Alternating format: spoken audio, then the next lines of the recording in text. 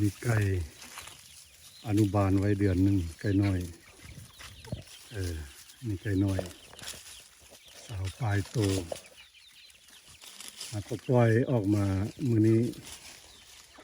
ออกมาเคลียร์กินปวกกินมดอยู่น้ำปลาซัก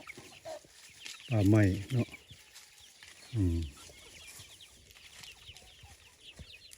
เป็นลายพวกนี้ไก่เป็นพวกนี้เป็นพวกไก่พื้นบ้านไก่ลาด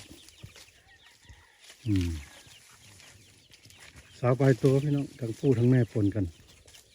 ตัวนี้ลายๆนี่มันใกล้มาจากพนาจอดเด้อเป็นให้มาคู่หนึ่ง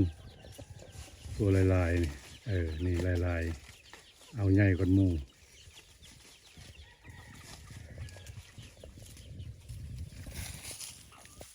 พวกนี้ก็เป็นพวกพ่อแม่พันธุ์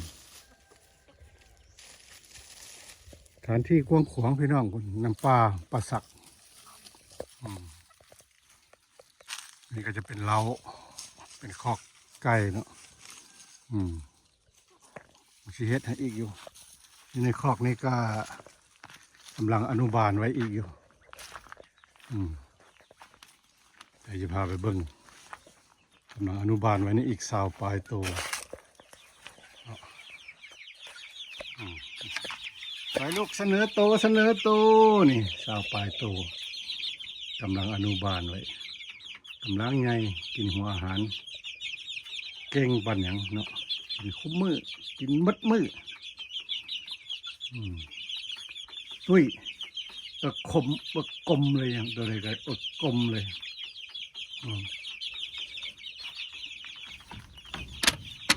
อนุบาลไว้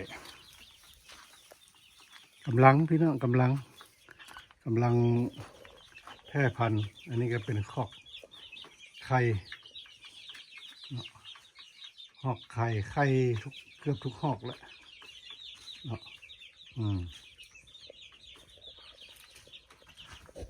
กำลังเริ่มพี่น้องเริ่มใกล้ซีนั่นแหละอีกจาก2-3 เดือนก็คัดพ่อแม่พันธุ์ได้ละเนาะนี่ละบ้านเฮาเดี๋ยวก็หาตลาดส่งพวกนี้ก็เป็นพ่อแม่พันธุ์อยู่พี่เนี่ยหลายบอนอยู่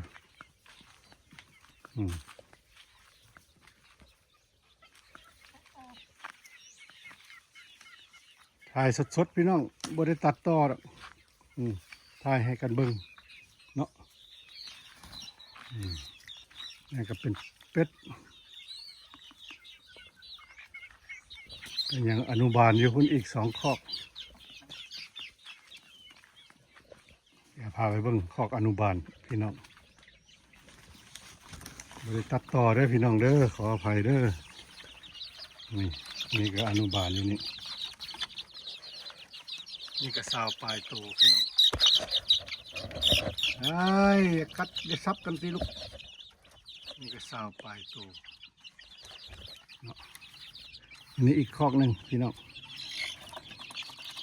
อีกคอกนึงอีกสาวปลายโตคือกันนี่ก็เลยหลายรุ่นหลายซุ้มก็กินหัวอาหารดีอย่างไรก็ฝากติดตามเด้อพ่อแม่พี่น้องเด้อมือใหม่เด้อ